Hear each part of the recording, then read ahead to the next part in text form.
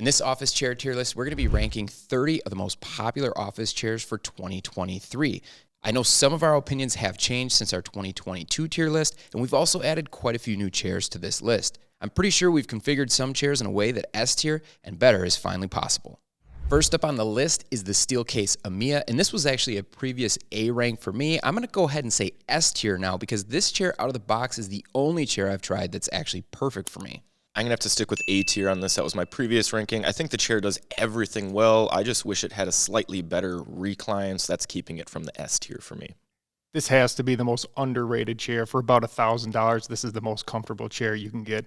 I give it an A, so that's 2 A's and an S. We'll give this an A+. The Clatina Mellet has been one of our top picks for under $300, but I just can't get this chair to fit me properly, so I give it a C. Yeah, for the price, this is pretty hard to beat, but that arm gap when reclined and the seat size just doesn't fit me. I'm going C as well. Yeah, I mean, it's good for the price, but we have to realize this is a sub $300 chair, so just due to fit issues, I would give it a C-. So overall, we're looking at a C for the Clatina Mellet. Next up is the gaming Embody. I absolutely love this chair, currently in my top 3 chairs of all time, so this is going to be S tier.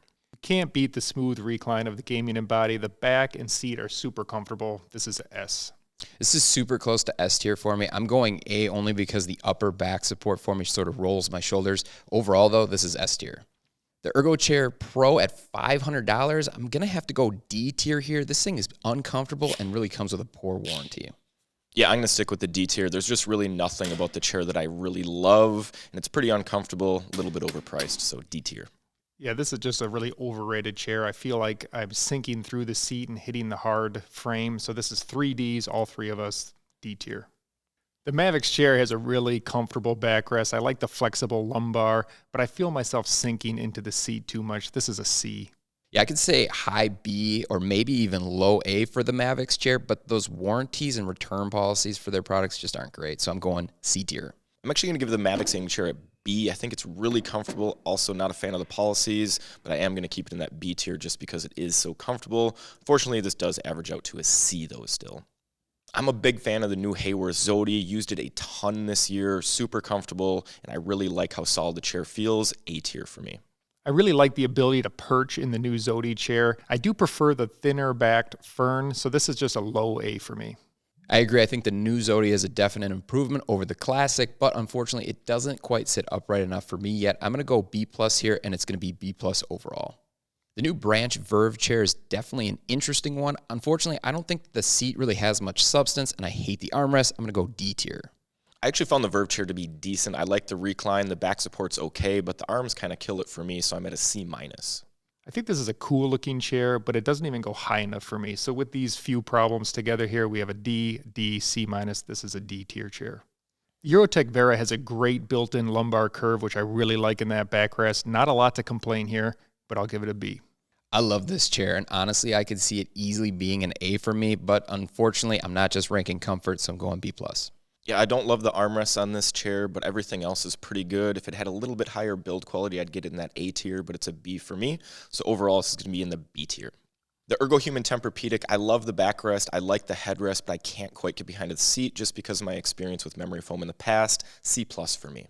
This might be the best version of the Ergohuman. It has a very contoured seat, but it does feel very supportive, even if it's on the firm side. This is a B. I gotta say, this is my favorite version of the Ergohuman. The seat pad softness is perfect for me, but the shape could be improved. B for me, but overall, B-. The Steelcase Leap chair is almost perfect with the exception being the seat pad. I think the Amia has the advantage here, so unfortunately, I gotta go A tier. For me, this is one of my top 3 chairs of all time. I am going to put it in A tier. The only reason it's not S is because I do wish it had a little smoother recline. The Leap is one of the few chairs that has a flexible seat and back, which I really like, and also has amazing arms. 3 A's here. This is A tier. The Humanscale Freedom is one of my favorite chairs. I love being able to recline while I'm working. This is an A. The Freedom chair was a C tier for me, but now Humanscale does offer free returns. I think that matters, so I'm going B tier. For me, I have a hard time using this chair at all just due to the recline, and I can't really use it upright. It's also the squeakiest, creakiest chair I've ever used. So for me, unfortunately, this is a D tier, but it averages out to a B tier. The Secret Lead Titan is our first racing style chair on the list. I cannot stand this style of chair, and I find it really uncomfortable. Slightly better than the rest. D tier for me. Titan has just such a firm back, firm seat. I just can't see myself being comfortable on this for more than like an hour. D tier. Even after Nick from sales used this thing for 1 month, the seat has not softened up at all. Plus, the policies at Secret Lab aren't great. I'm going F tier here, and it's going to be D overall. The Haworth Soji is definitely one of the best values on the market, but I think the seat pad's just a little bit firm. I'm going B here. A lot of stuff to love about the Soji, but it just doesn't quite have the chops to get to the A tier for me in terms of overall comfort, so I'm sticking with B as well.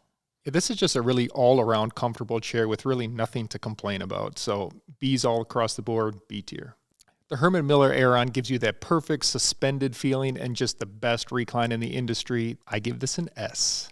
I struggled with the Aeron because I did give it an A in a previous tier list, but I still, after trying again, cannot sit in this chair for the entire day. So I'm going to drop it down to B-. My take's going to be very similar to Greg's. I really love almost everything on the Aeron except for the hard-framed seat. I just cannot get comfortable in the chair for long periods. B tier for me. Overall, this is going to end up being an A tier chair, though. The Duorest is a very unique concept, but I do feel like it's a little bit gimmicky. The armrests are decent, but I just couldn't get super comfortable in the chair. C tier. The backrest actually surprised me. It was a little more comfortable than I thought it would be, but the seat and the arms were pretty bad, so this is a D tier. I found this chair to actually be weirdly comfortable, but the 1-year warranty for all of their parts is real subpar for a $500 chair. I'm going C tier. Overall, this is going to be C tier. The Ticova ergonomic chair is pretty interesting. I think it's probably the best value under $200. Typically, you see coupons running this thing anywhere from $139 to $159. That's really just unreal, but still going C tier.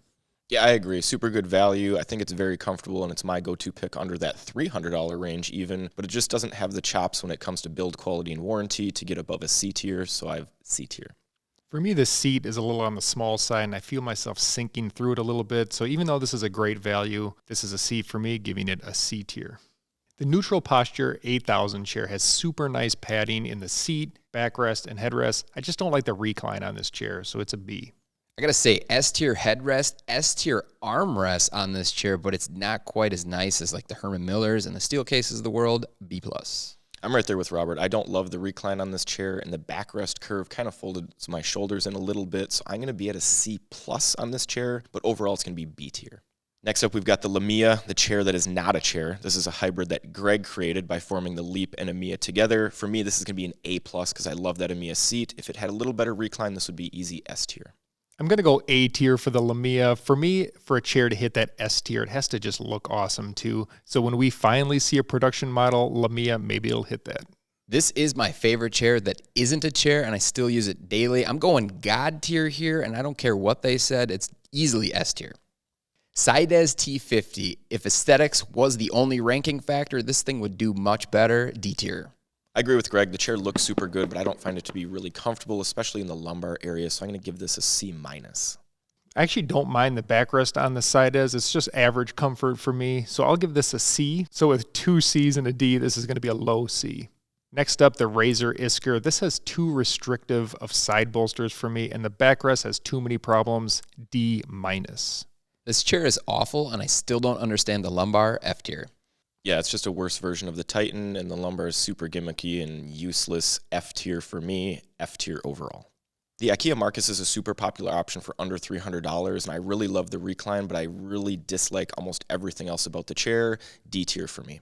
There's just some weird fit issues for me with the Markus, with a small seat, and there's just nothing I like about it. This is a low D.